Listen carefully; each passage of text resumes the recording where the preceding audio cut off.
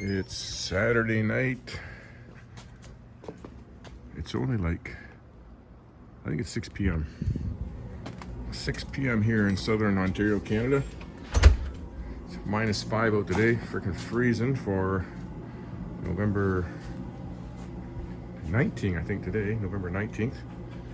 And I'm just gonna do a short little video here. What's going on, what I'm doing. And I put a piece of cardboard under my Venture Royale, 1986 or 87, I can't remember now. And I took that oil filter housing off. Let me get, I put a new O-ring in it. And I'm not sure if that's where it's leaking now because there's another puddle of oil under there. I cleaned it really good. But you know what I should have done and what I was going to do?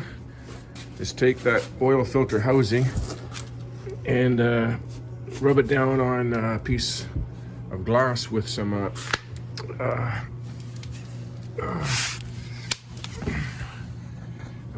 valve compound.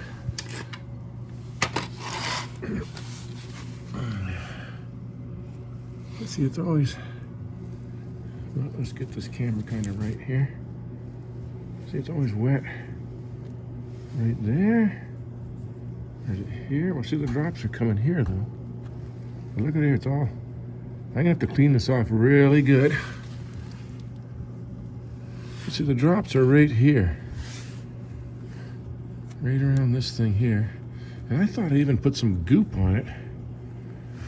Just a little bit better. I cleaned this off really good, and I put a new O-ring in it. And I just don't like these bikes shouldn't drip oil. So, not quite sure where that is. I'll have to clean that off a little better and find out where the leak is. Okay, now the next thing on the agenda is, turn that off there. There. Is the XJ900. My front fender is done and painted. The fairing's done, and I'm pretty sure he said the decals are done on that one. That's painted. The tank is all painted white. I think it's like Cadillac white, or it's ivory, kind of a white metal. I think there's a fine metal flake in it. But they don't have the decals for it. Well, the decals just came in today. This is from my Chevy Avalanche 2007. The valve cover's leaking. I thought it was the oil pressure switch leaking again, but no, it's valve cover. So that just came in today. And that's my decal kit there. I don't want to pull it out because it's rolled up. And that's for the XJ900. And it's got the two new blue decals that go around the tank. And then it has, it's too big for the red decal. The red decal is just too big for the compound curves. For a decal, it would just be all wrinkled and bubbly. So they give you a template, a taped out template, so it can be painted and spray painted. So my nephew will, Robbie and Danny will do that. And drop it off to them this week. And I'll pick it when I do that. They're in London, Ontario, about 100 kilometers away. So when they do that, I'll pick up the front parts, put them on. I'll redo, I didn't do this caliper yet. Clean it out, flush it all out, and it'll be stuck or partially seized. I already did that one. It's just hanging there. Pretty sure I did. I'm pretty sure I did all the steering head bearings and the seals. I've done so many bikes I can't remember, but I'm pretty sure I did all that already. And that's ready to go back together. Okay, 1 second here. This video is going to be a little bit different. I'm going to fix my hockey stick. The Leaf game starts probably about 45 minutes, so I got to go over to buddy's house and watch that. But I've been working on a plaza here around the corner for a friend of mine. I sold it to him 15 years ago. Not that it was mine, but I'm a sales agent, so. And he couldn't find anybody to do the roof on it.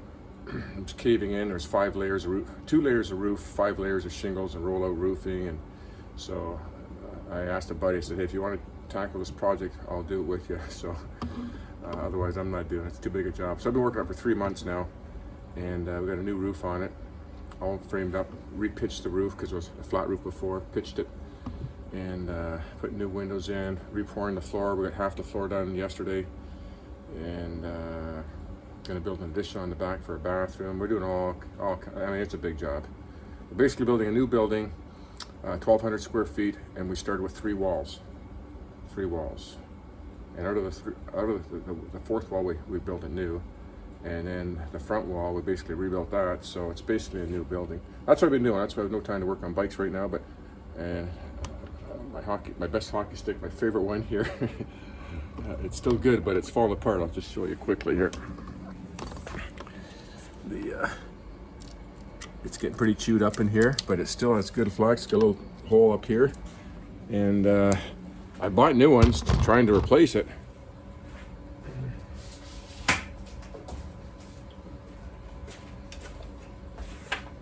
I got 3 new ones. They're all CCM. They're Ribcore. They're 85 flex. That's normally what I use, but they're too stiff. I don't know. I hear a lot of guys in hockey complaining their sticks are too stiff, not enough flex to them. So hockey, if you don't know, hockey sticks are rated by flex, and they give them a number. The number on like P29 is Crosby, and then there's a different number for Connor McDavid, and the players' names are registered by their number. But anyway, this one's got, it's probably got like a 75 flex to it now, maybe because it's 3 years old, it's broken in.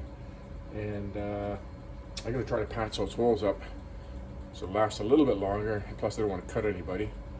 And I got that, I know that stick, they become like your best friend in the end. Once you get them dialed in, you can pick a corner or anything. That stick's pretty good. So I'm gonna see if I can patch it up with some panel bonding epoxy. See if it'll work. I had this in the house getting it warmed up. I should have kept it in there. I got a little bit left in here. Don't need very much.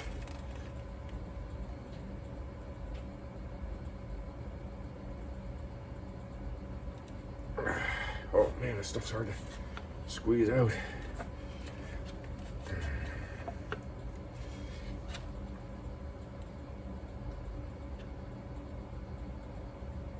Oh my.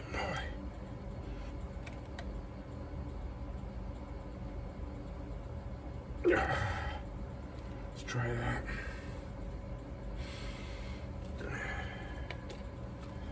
I don't have the gun for the thing, special gun to do this. I just mix it like this. Not supposed to do this. A lot of things you're not supposed to do. It's about 1/3 to 2/3, so try that. And let's get that down there. Mix it up. These little plastic containers that, you know, new tools come in and toys come in and all that. I've been keeping all the little wrappers like this because they're perfect for mixing this stuff up, and then you just throw it out.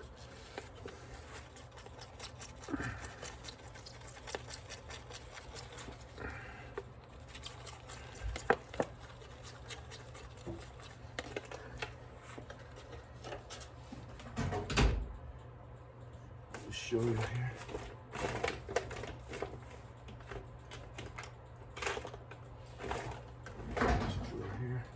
This is my junk drawer. I've got one here. That's a mixing tube there. You see all the little holes in there? It mixes the epoxy, but I don't have the gun for it. The true GM gun is $600, the original one. So, spread this up.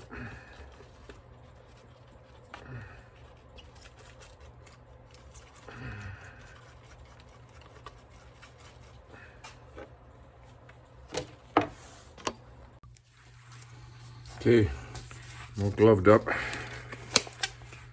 And I got a couple, use a little bit of fiberglass drywall tape, and see if I can patch this up. Just fill that hole in.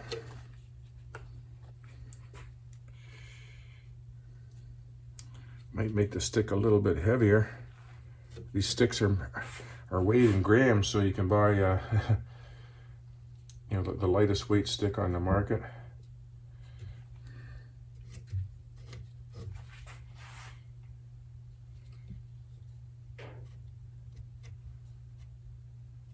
Some guys just go buy a cheap stick and they're okay with that. They can shoot anything, but the older you get, and the more help you need. I gotta make something here, and some people think you're just paying for the money, you know,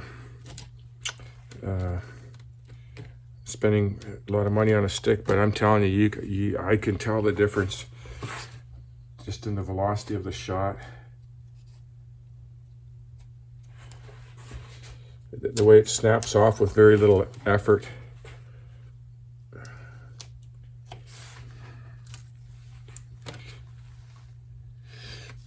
This patch is a little bit big, but go big or go home.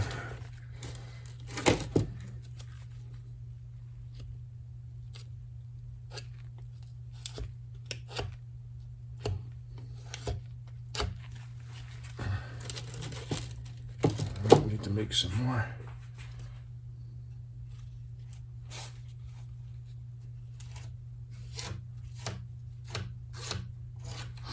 These sticks, like a stick like this, is probably about $180.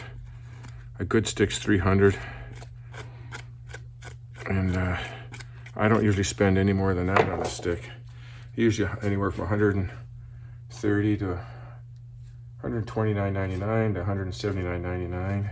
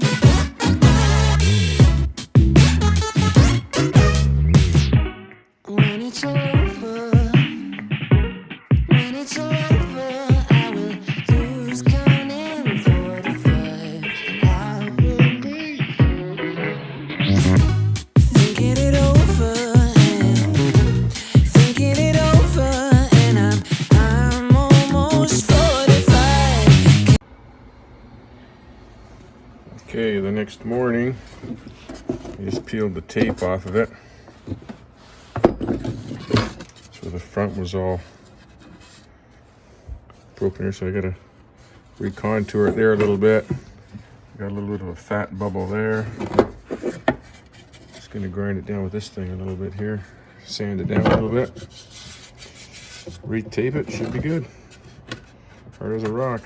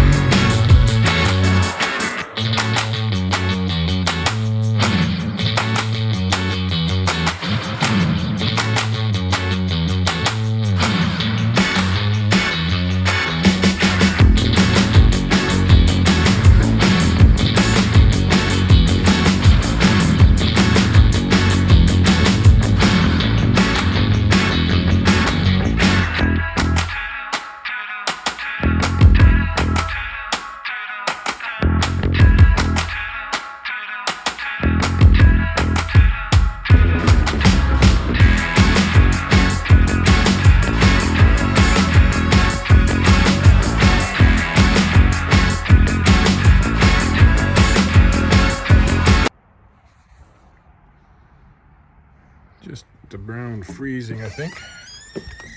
December 10th. I think it's like 3 weeks before I filmed that last part on my hockey stick. And I retired that hockey stick. I used it for a couple more weeks. These are all my old sticks here. I actually gave away about 6 more of them. And that one was this one. It's held out pretty good. But yeah, it's lost its snap. So I retired that one with all those ones.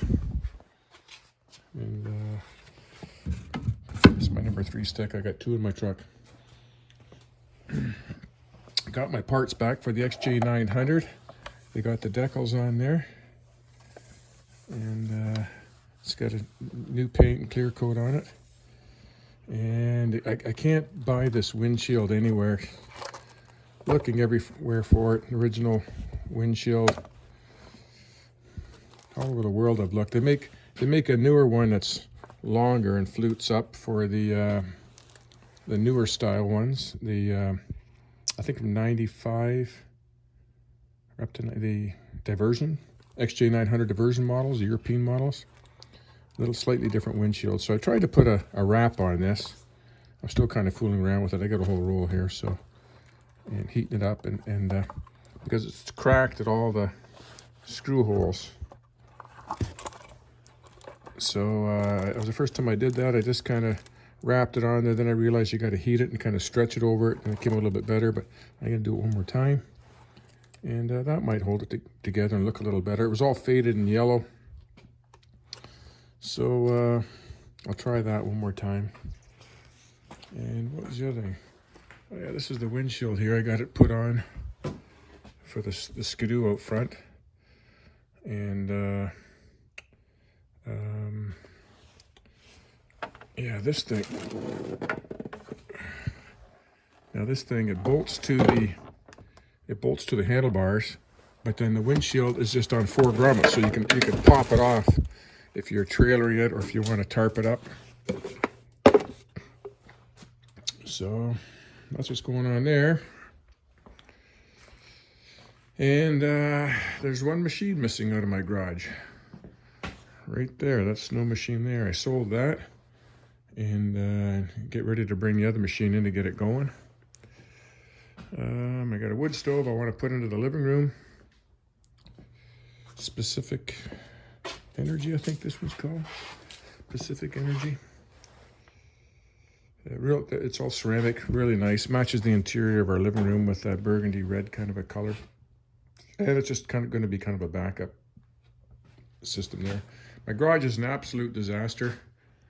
The whole garage is just a disaster. I haven't really touched anything in here like in 6 months, like cleaning it up or anything. So I want to spend 2 full days to clean this garage out, box everything all up, label all the parts, clean that whole bench right off once and for all. It's a big job, so I really want to get that done and then focus on the XJ900. I got to pull the carbs off.